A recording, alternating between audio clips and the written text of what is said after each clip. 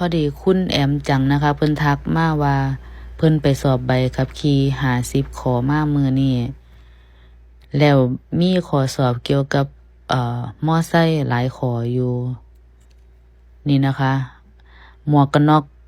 ที่ได้รับมาตรฐานนะคะ2ยี่ห้อนี้นะคะหมวกกันน็อก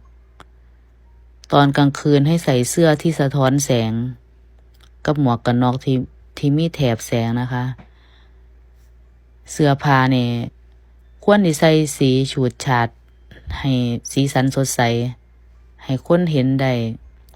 บ่ควรเปิดเผยร่างกายนะคะ ถึงสิหน้าร้อนก็ตามต้องใส่เสื้อผ้าคลุมมิดชิดนะคะ เวลาร้อนขี่มอไซค์รองเท้าไม่ควรจะมีเชือกต้องเป็นรองเท้าบูทอันนี้คือลักษณะท่านั่งรถมอไซค์นะคะ แล้วก็นี่นิ้วเท้าทั้งสองข้างควรแตะที่พื้นนะคะบ่แม่นเขยิงถ้าเขยิงเนี่ยคือเฮาสิบ่สามารถควบคุมรถได้เฮาต้องเลือกลักษณะมอไซค์ที่มันเข้ากับเจ้าของนะคะ อันนี้คือเจอในข้อสอบหลายข้ออยู่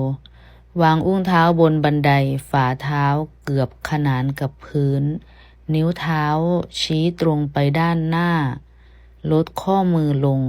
และจับด้ามเบาๆเหมือนกำลังดันด้ามจับไปด้านหน้าไหล่ผ่อนคลายข้อศอกงอเล็กน้อย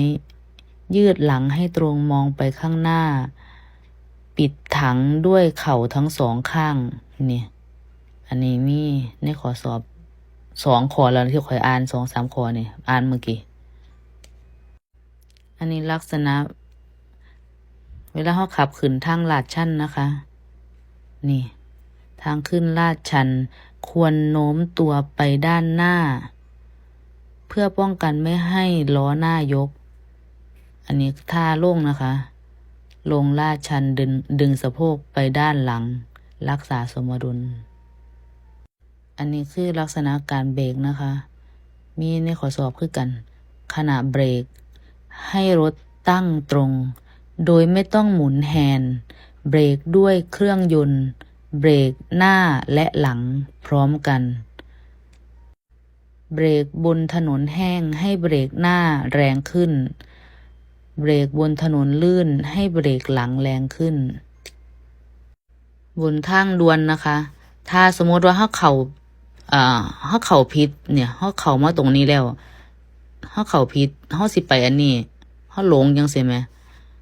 บ่มีการถอยหลังนะคะถอยหลังไม่ได้ค่ะต้องไปข้างหน้าอย่างเดียวเลยค่ะห้ามถอยหลังเด็ดขาดนะคะทางด่วนห้ามถอยหลังเด็ดขาดเลยต้องไปข้างหน้าไปหาจุดใหม่ลง